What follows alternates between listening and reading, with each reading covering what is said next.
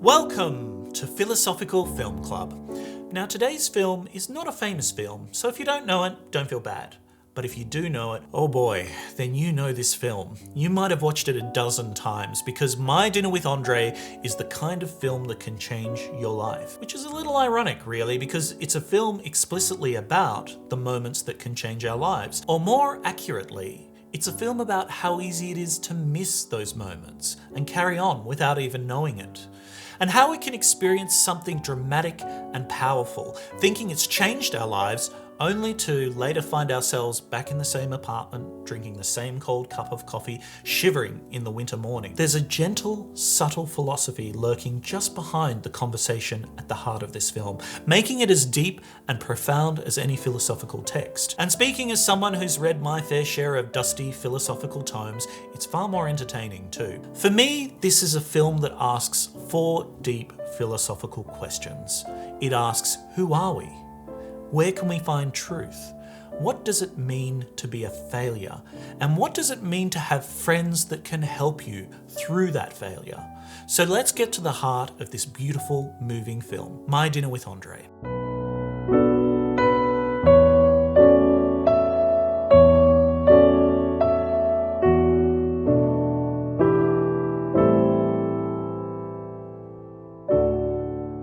The plot of this film is deceptively simple. So simple, in fact, that Abed from Community summarises it in a few sentences while creating a parody of My Dinner with Andre. Prefer the term homage.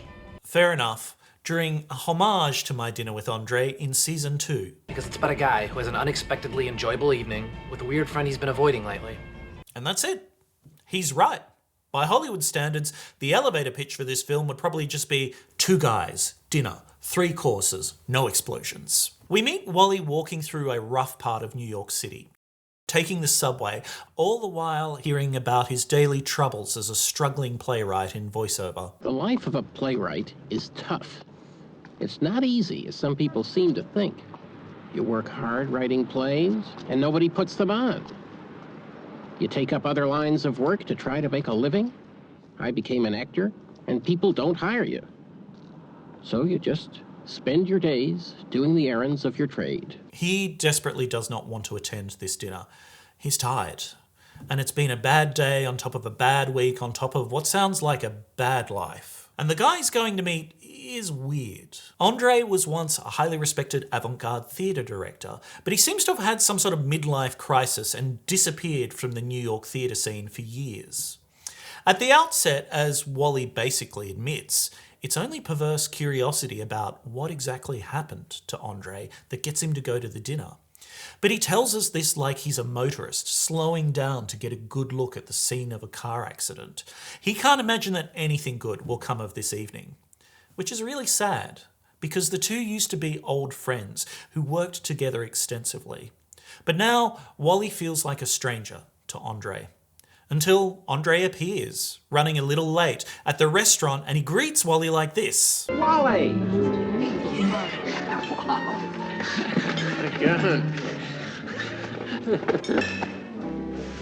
And suddenly, Wally starts to remember the old Andre. Almost instantly, he recalls all the things he liked about him, what a great director he was, and how special it used to feel working with him. A waiter seats them at their table. They order dinner and they reminisce. Wally asks Andre about everything that's happened to him, and as he gets drawn in, Wally starts to argue and disagree. Andre pushes back, in turn explains and argues. So Wally explains and relates his experiences. They kind of agree, they disagree, the quail is served, and then Wally says, God, I didn't know they were so small. Then they talk about something else, and then the restaurant is empty.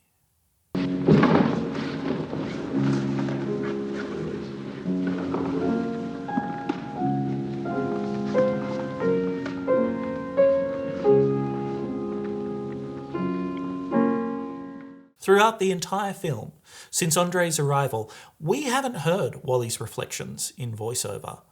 But at the close of the film, Wally's inner voice returns and he marvels. All the other customers seem to have left hours ago. These 2 old friends, reunited, hug again, and then they smile, and then they part. Wally takes a taxi ride home, experiencing something a little bit miraculous, which I'll save for the end, and that's it. It's a beautiful film, made even more so by its simplicity and the fact that it's just two people talking. Now, if you think that two old guys from a different time and place might have very little to say to you, well, prepare to be surprised. Because that's where the gentle, hidden philosophy of this film comes in. And here's the thing. You think you've been listening to a conversation between two characters, but you haven't. You've been listening to a conversation between three characters. And the third character, just as important as the other two, never appears in the film. And don't say the waiter, not him, because he only has a few lines and he seems utterly baffled by the snatches of conversation he overhears between these two weirdos. Like Wally at the start of the film, the waiter just wants to get these two to settle their tab and get out so he can finally head home. But let's talk about the characters. Because to understand the philosophy of this film, we need to understand its three central characters. There are artistic and philosophical tricks being played here that are fun, sure, but which gesture towards what I think is the deeper meaning of the film. First, there's the fact that the playwright and actor Wally is being played by the playwright and actor Wallace Shawn. If you're thinking he seems familiar, well yes, he's one of those character actors who's been in everything, trying to string together a living while pursuing his real passion for writing plays. He even comments on it in the film, slightly breaking the fourth wall for a second. Now, I know him from my childhood as the Ferengi Grand Nagus Zek in Star Trek Deep Space Nine. Can I interest you in some Hoopigerian beetle snuff? I don't think so. Major? No, thank you. Well, suit yourself. More for me.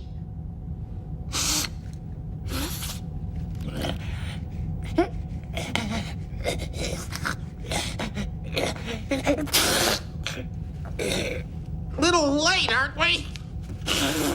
Which automatically makes me love the guy. But if Grand Nagus Zek is just a series of baffling words to you, never mind. It's not important. Let's move on. The point is, Wallace Shawn, the actor-playwright, is playing Wally, the actor-playwright. Then there's the avant-garde director and actor Andre, being played by the avant-garde director and actor Andre Gregory. Their characters in the film have worked together in off-Broadway theatre in New York for years and were close friends, just like Wallace Shawn and Andre Gregory worked together for years and well, I think you can guess where this is going. Here's what Andre Gregory himself had to say about it in a 2009 interview. I'm playing a character based on me. So then the question is, who am I? Mm-hmm. And which Andre? You know, because when I go to the gym with my trainer sees an Andre that my wife never sees. Mm-hmm. It's another person. So who the hell was he? So they are playing versions of themselves as characters. But this isn't as straightforward as you think. As Gregory himself points out, there are many versions of you from one moment to the next. He says, it was only when a long time into the rehearsal, I got the idea of 4 different voices. I actually use 4 different voices in the movie. One is Andre, the Peter Brook theater guru. Uh-huh. The other voice is the Andre off-the-wall, spacey, dilettante, rich kid. The third is Andre, the spiritual used car salesman. And the fourth is the Andre when he's really being sincere, which is only much later in the movie. Mm-hmm. Because when we say someone is playing a character based on themselves, it's natural to ask, which self? The self they are at work? Or the self they are at home with their family? The self they are when they're alone and in a good mood? Or the one when they're alone and in a bad mood? And we come to our first philosophical insight. Both Wally and Andre throughout the movie shift and change. Andre tells stories and he almost acts out who he was in those moments and those stories. But those stories took place at different points in his life. And the whole reason he tells them is because they describe a period of transformation, where he goes through self-doubt, has a crisis of meaning, and even faces his own death. We can argue about the importance of these stories in a minute, because Andre seems like the kind of privileged, artsy guy to whom only these kind of dramatic things ever happen. And we're perhaps not the only ones who feel that way too. You can see it in Wally's expression of disbelief sometimes. At the start of the film, Wally even comments with envy on the money Andre must have stashed away to be able to afford all of these adventures in the forests of Poland or the Sahara or Tibet. But the money and the adventures don't change the fact that Andre was in a deep crisis and unhappy. He says, I really feel that I'm just washed up, wiped out. I feel I've just squandered my life. In one of those adventures, he even faces his own inevitable death, as literally as one possibly can while alive. He is buried alive. And boy, if anything would help you seize the day and discover who you truly are and your purpose in the world, it would be an experience as confronting as this. But the Andre we and Wally meet at dinner is not a sage who has it all worked out. He's still searching for truth, sure, but perhaps not as maniacally now, and not in dark forests. That part of his life has come to an end. This is the philosophical truth that Andre is confronting and Wally is glimpsing for the first time through all of these stories. Both seem to have a romantic notion of the true self and its calling, the one buried deep down that you just need to discover and bring to life. Live authentically, the one real, authentic, existential self. But as Andre discovers, and as Wally does too as he clarifies his ideas while arguing with Andre, this self doesn't exist. There is no true you. Instead, you're made up of all of those disparate selves who change from moment to moment. The family you, the friend you, the work you, the alone you. The philosopher Louis Althusser even had a term for this. He calls it interpolation.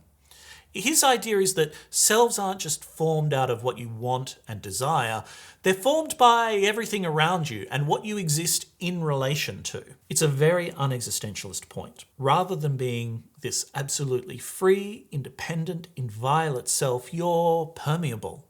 What people say and want and expect, the role that you're cast to play, and the script that has already been written shapes you and your different selves. But according to Althusser and some other philosophers too, we have a little trick that we play on these institutions and narratives and societal expectations. We evade them. We put up different selves in different contexts. We play the part, but it is a part. And once it's over, we put that mask away, ready to be called up for another play. That's kind of what Andre discovers here. He's a brilliant director. In one of the first stories he tells Wally, he directs 40 men and women in the Polish forest in what culminates in a series of spectacular, improvised performances and realizations. Wallace Shawn's vivid words and Andre Gregory's subtle but brilliant storytelling almost make us feel like we're there with them in that forest, experiencing those performances. And in so many of the stories throughout the film, we feel like we go through something with him, a marriage, a communion, a death. That's the power of performance, but also the power of listening to a friend tell you about their life. But once the story and the moment pass, Andre resumes his ceaseless searching. Along the way, he realizes that while he was being an inspired director, he was being a terrible father and an absent husband. He says, Well, there was certainly a center missing in the house at the time. There certainly wasn't a father, because I was always thinking about going off to Tibet or doing God knows what. But in performing oneself, he neglected the others. For a while, he fooled himself that the Andre in the forest was his authentic self, but he eventually realizes it wasn't. He was just one self amongst a whole host of selves, one no more legitimate than all the others. And as a side note, it's remarkable how many of Andre's stories and realizations relate to the Christian sacraments. These are ceremonies or celebrations that were traditionally meant to mark transitions between different states. It shouldn't surprise us that transitions are the most dangerous times, and often times of personal crisis, when we're leaving something behind and setting out on an unknown voyage, when we're most unsure of the self we need to be because we haven't built this new self yet. We're only just on the precipice of this new world that will shape us. So that's Andre, the spiritualist, always seeking. You can see through the first half of the film and these stories that Wally is getting more and more agitated. He's entertained by the stories, sure, but Andre starts talking about vibrations and UFOs and spirits and invisible forces, and Wally can tolerate this to a point and even understand. It's just the way that Andre relates to the world, even if sometimes it's a little wacky and misguided. But Wally lashes out at a pivotal moment in the film. He tries not to, but when Andre starts challenging him on the notions of selfhood and truth that Wally holds dear, he can't hold back. Yeah, but I mean, are you saying that it's impossible? Isn't it a little upsetting to come to the conclusion that there's no way to wake people up anymore except to involve them in some kind of a strange christening in Poland or some kind of a strange experience on top of Mount Everest? Because the awful thing is, if you really say that it's necessary to take everybody to Everest, it's really tough because everybody can't be taken to Everest. There must have been periods in history when it would have been possible to save the patient through less drastic measures. There must have been periods when, in order to give people a strong or a meaningful experience, you wouldn't actually have to take them to Everest. Because that's who Wally is, the materialist. His life is, as he says, all about money, because he has to pay the electricity bill tomorrow, and it's cold, and all this flying around the world and self-discovery might be nice, but what about the rest of us? Wally just wants a little respite and comfort. He's settled into his selfhood because it's not much of a group of selves at all. It's just him in the streets running errands and him acting and him at home with Debbie. Everything else is a bonus. Being here, reacting to Andre and his stories is asking him to be a different self, to be the friend to Andre. And he's initially quite uncomfortable with this. But slowly he finds it. Andre presses him to explain, particularly to justify why Wally's bourgeois comfort should be more important than all the things happening in the world to everybody else. He kind of flips that on him. They have an amazing dust-up over an electric blanket. An electric blanket. This is a movie about an electric blanket. Possibly the most philosophical argument in this film happens around an electric blanket. It goes. Do you think maybe we live in this dream world because we do so many things every day that affect us in ways that somehow we're just not aware of? I was thinking, now last Christmas, Debbie and I were given an electric blanket. And I can tell you that it is just such a marvelous advance over our old way of life, and it is just great. But it is quite different from not having an electric blanket. And I sometimes sort of wonder, well, what is it doing to me? I sort of feel I'm not sleeping quite in the same way. No, you wouldn't be. And my dreams are sort of different. And I feel a little bit different when I get up in the morning. I wouldn't put an electric blanket on for anything. First, I'd be worried I might get electrocuted. No, I don't trust technology. But the main thing, Wally, is that I think that kind of comfort just separates you from reality in a very direct way. You mean? If you don't have that electric blanket and your apartment is cold and you need to put on another blanket or go into the closet and pile up coats on top of the blanket you have, well, then you know it's cold. And that sets up a link of things. You have compassion for is the person next to you cold? Are there other people in the world who are cold? What a cold night. I like the cold. My God, I never realized. I don't want a blanket. It's fun being cold. I can snuggle up against you even more because it's cold. All sorts of things occur to you.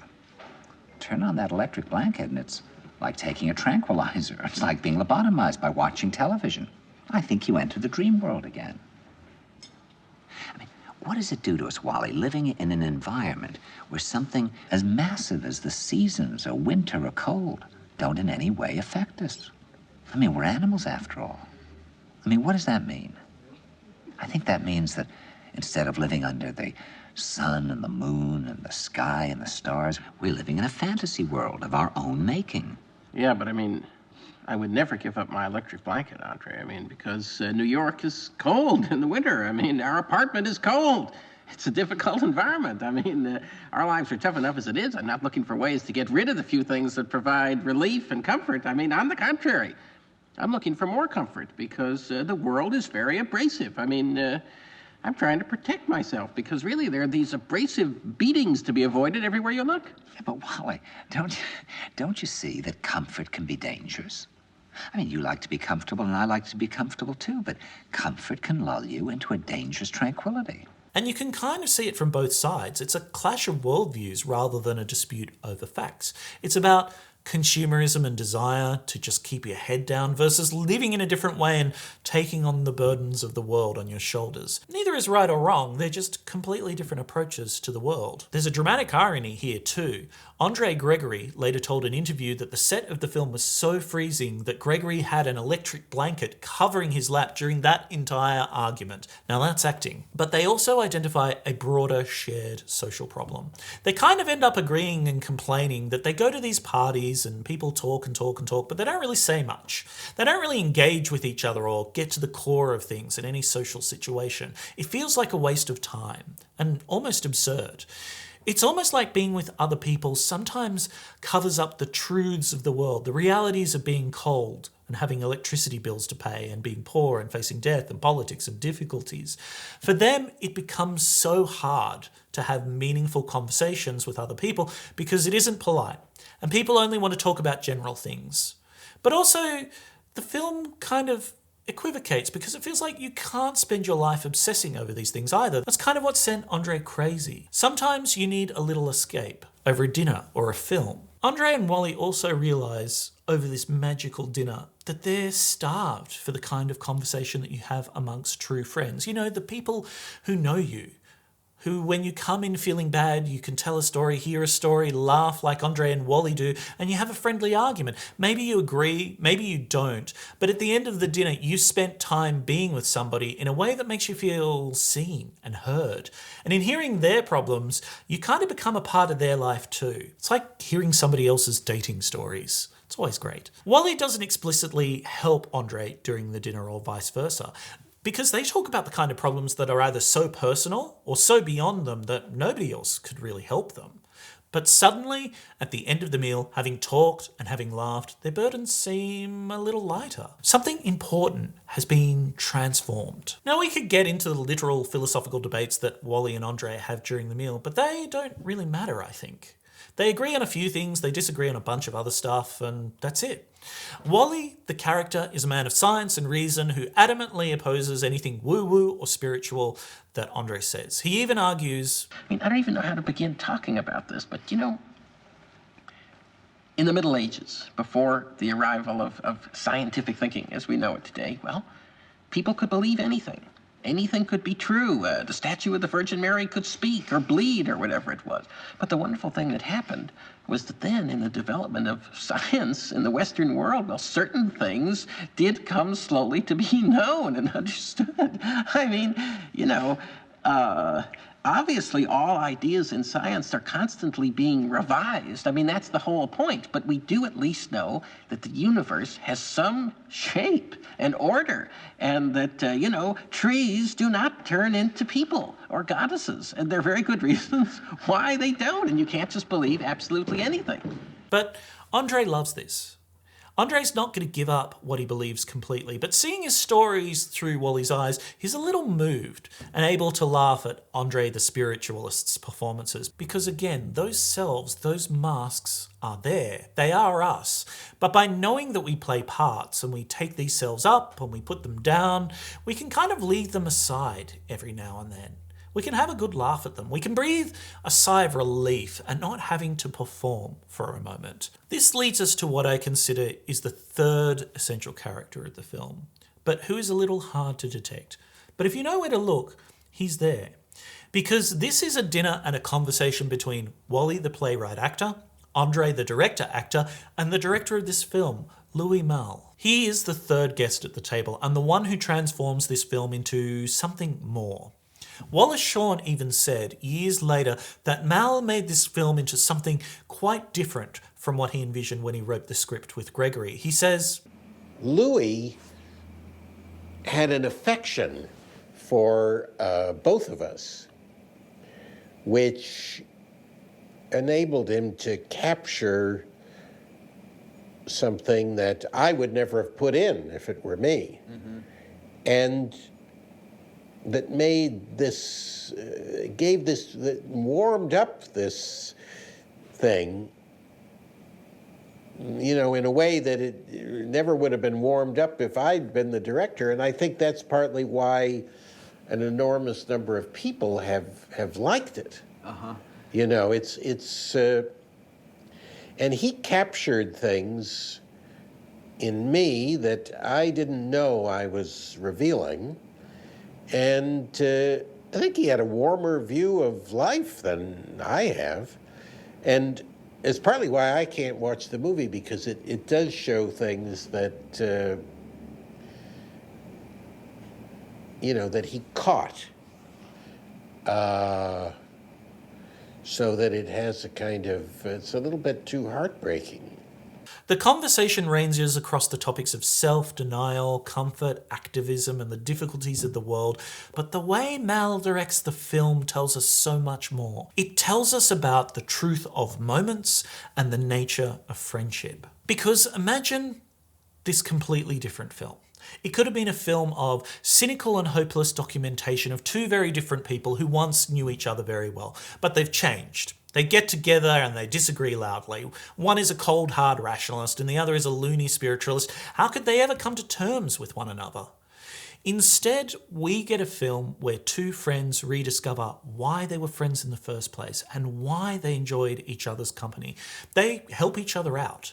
They have such a good time together that they don't even notice they've been talking for hours and that the entire restaurant has emptied. You know, DVD and Blu-ray supplements are often not worth your time. But if you can track down the Criterion Collection version of this film, and I promise this is not an ad or a sponsorship, even though I'd take a Criterion Collection sponsorship in a heartbeat, even if they just sent me the movies. The supplements have 3 interviews that are amazing. One is with Wallace Shawn, one with Andre Gregory, and one with the director, Louis Malle. And if you watch them, you discover, amongst other amazing facts, that Andre Gregory does a really good Wallace Shawn impression.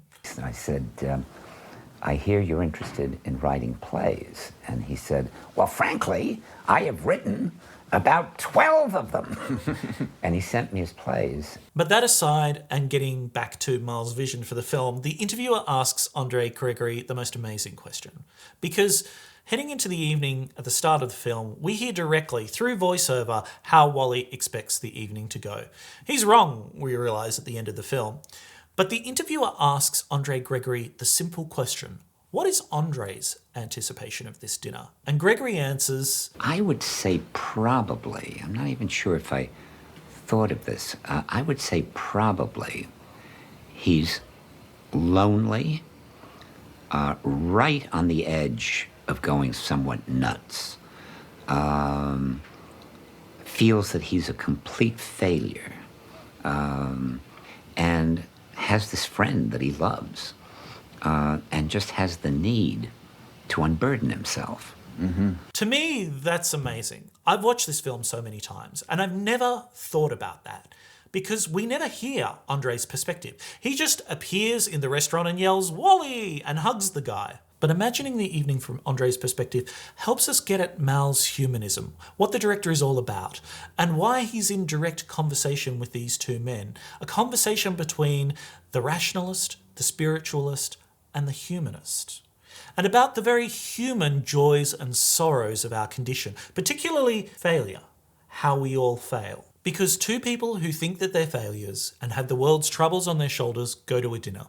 Deep down, unconsciously, they just want to unburden themselves and have a friend who can help them see their truth and share their sorrow at being failures. Now, Malle isn't talking to the characters in the film or directly to us, but he is showing us. He is disclosing his philosophy and his theory of human relations. The philosophy that we need each other and friendship, particularly in the moment of crisis and failure. Even if that's the moment when we want to avoid others like the plague and sink into our sadness, just as Wally wants to at the start of the film. Because here's the final point about truth and failure. In one of his late lectures, the philosopher Michel Foucault points out something really interesting. He points out that in the West, we've always had 2 fundamentally different types of truth. Truth sky and truth event. And that as Western civilization has progressed, we've kind of lost sight of one of those forms of truth. It's still there, but we keep missing it, walking past it, just as if we're skipping dinner with an old friend. Truth sky is like the sky. It's everywhere. It's always there. And with enough work, anyone can know it. It's science. It's fact. It can be looked up on Wikipedia. But truth event is completely different. It's a moment or a realization. You could call it an epiphany if you want to. It's the knowledge that drops on us suddenly and out of the blue, and everything clicks into place. We understand something important. But the problem with this form of truth is that it's elusive. It requires us to be at the right time in the right place and in the right mood. It might even require us to have the right discipline, like a Buddhist monk or a pianist who practices for years just to play the piece exactly as they hear it in their mind and have it ring out in the world for others to hear. Or it could be that perfect moment when bat connects with ball and you know you've hit it just right. That's truth event to Foucault, and it turns up in a lot of other philosophers too. It can be a very personal form of knowledge, but no less truthful. It's elusive because, unlike truth sky, it isn't there all the time, and it isn't always available. You might meditate for years and miss it. Now, because Andre and Wally get to tell so many stories in the film, I get to tell one here, okay? Because there's a story I love of a Zen Buddhist monk searching for truth, like they all are, when unfortunately his master passes away. So he seeks out the next wisest master in the land, who lives in a tiny shack in the forest. But the master refuses to teach him. So the monk sets up his own shack a little way off in the forest, and time and again he comes back to the master to ask him to teach him the truth. The master refuses again and again. 1, 2, 5, 10 years pass. And one day the monk is sweeping outside his shack and his broom flicks a little pebble, just so. And the pebble ricochets off the bamboo pole of the shack, just so. And the monk hears the most beautiful, perfect clonk, like a ball hit, just so. And in that sound, he hears the truth. He is enlightened, and he finds, for the briefest moment, what he's been searching for all that time. So the master did teach him, after all. The master could not tell the monk the truth, because it isn't truth sky. Instead, this kind of truth appears of its own accord. But he could indirectly guide the monk to that truth. In short, the difference between truth sky and truth event is like the difference between knowing that coffee exists and actually tasting that perfect cup in the morning. One you can Google, the other you have to live. And that's what our third character, Malle, does here. He allows us to see the truth of companionship, that a single moment, a dinner, can change our perspective and lift the weight of the world, like a bolt out of the blue, like a truth event. Now, at the start of this video, I promised you a taxi ride. It's the moment Wally has as he rides home from the dinner, his own truth event. I treated myself to a taxi. I rode home through the city streets. There wasn't a street, there wasn't a building that wasn't connected to some memory in my mind. There, I was buying a suit with my father. There, I was having an ice cream soda after school. When I finally came in, Debbie was home from work, and I told her everything about my dinner with Andre. In the film, it's a bit ambiguous what that truth means, but it obviously means something deeply important to Wally.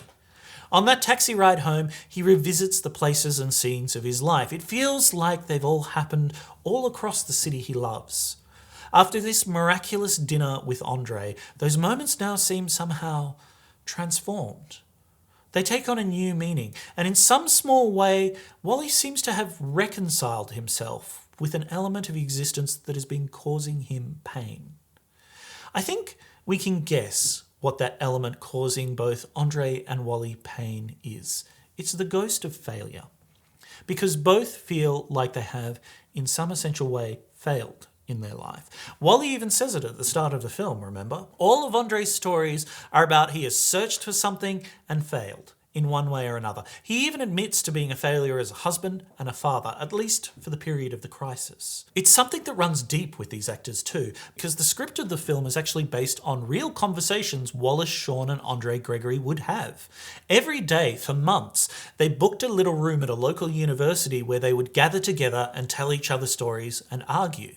They had countless metaphorical dinners to put together the script of the film, and the topic of failure keeps coming up. Hey, but that was 1981, right? I mean, since then, Wallace Shawn has written numerous plays and films that have been mounted and published and shown. He starred in Woody Allen movies and, of course, Star Trek Deep Space Nine, and he's been the centre of critically acclaimed films like My Dinner with Andre. Andre Gregory himself, after the film, went on to stage successful and highly praised plays as a director. They've had full lives and lived up to the expectations of their younger selves, so they still can't feel like failures, right? I went to Bill Shawn, or I called him, and I said, you're always doing these profiles on great artists. Have you ever thought of doing a profile of a failure? And he said, what a good idea. And because I considered myself a failure. I hadn't directed in a bunch of years. All I'd done was run around the Polish forest. I really did feel my artistic life was definitely over. In other words, I'm a pitiful failure even today. And at the time, I'd never done anything that was even slightly successful. So he had no reason to even listen to me, and I had no standing to talk to him. But he treated me as if, I was, Harold Pinter or the most distinguished screenwriter. I mean, he never said, look, you're lucky that a guy like me is even talking to you. Don't you realize that? Don't you get it? I'm an internationally known filmmaker. You are an unsuccessful avant-garde playwright, and you're sitting here lecturing me about why I can't cut a line of your 3-hour script? He didn't ever say that. Ah well. Louis Malle, the director himself, felt like a failure. After the enormous, unexpected success of his early film career, he wandered and he didn't know what to do with himself. He filmed beautiful documentaries of his travels in India that went all but unseen for years. He even suffered the shadow of an earlier failure. He never wanted to be a film director. At 19, he was a deep-sea diver and a cameraman for, of all people, the legendary Jacques Cousteau. I think it all goes back to what was my first job as a very young, because I was 19, when I was hired by Jacques Cousteau, and I was an underwater cameraman for 4 years. With Cousteau, I had a chance to travel a lot in all these countries, Arab countries, the Persian Gulf, the Arab Peninsula, the east coast of Africa, those tropical islands, paradises like the Seychelles Island before they were even accessible. But one day he came up from a dive too quickly and he burst his eardrums. His diving career was over. He had to settle for second place, the career of a highly acclaimed international director. It seems that we're all failures. But we're forgetting something important that My Dinner with Andre reminds us of. We're only ever failures in our own eyes, under our own punishing expectations and on our own terms. Others might not see us that way at all. Our friends certainly don't. It only takes a story and a few laughs over dinner to remember that. This is Malle's skeptical humanism, his philosophy in action. It's not blind to how difficult or perverse human beings can be, but it is sensitive to the joy we can find communing with one another, in whatever form that might take. This film reminds us that when we're with true friends, we're taken for what we are, not for the masks we wear, the convenient selves, or what dreams or illusions we might hope to have been. It's a basic idea, I know, but it's one that we skip far too often. That company helps us shed our existential loneliness. Our friends accept us for the human beings we are and care little for the fleeting failures that have haunted us during the day. It's just that for Malle, and ultimately for Wally and Andre, it doesn't require us to put on experimental performances in a Polish forest or lavish productions. The miracle that Andre so desperately searches for and that Wally is given up on occurs over one dinner that one of them didn't even want to attend. Because sometimes we have to be dragged to the most important moments of our life. But when they happen, when the truth event is revealed, we're so relieved that we got there and we were able to experience it together. That's why, to me, My Dinner with Andre is a beautiful and philosophical film. And I don't know if you noticed, but while we've been talking, Philippot has put all the chairs on their tables and polished the floors, and he's waiting with the bill. So we better head off. Before we go, I should also note that in the Criterion interviews, Andre Gregory mentions that some people jokingly demanded a sequel to My Dinner with Andre from him. I mean, what on earth would that have looked like? But there is one. Years later, they all reunited for Vanya on 42nd Street. It too is a magical film, although in a completely different way. It's another celebration of storytelling made just a little bit sadder, because it's the last film Louis Malle ever made before he died of cancer at the age of 63. So I hope I've convinced you to watch My Dinner with Andre, or even watch it again, because I've seen it about half a dozen times now, and all jokes aside, it really is like catching up with an old friend. It's a reminder that there are those films that stick with you, that change you in a way that only a truth event can. But until next time, be wise and be kind, and don't forget to tip your waiter.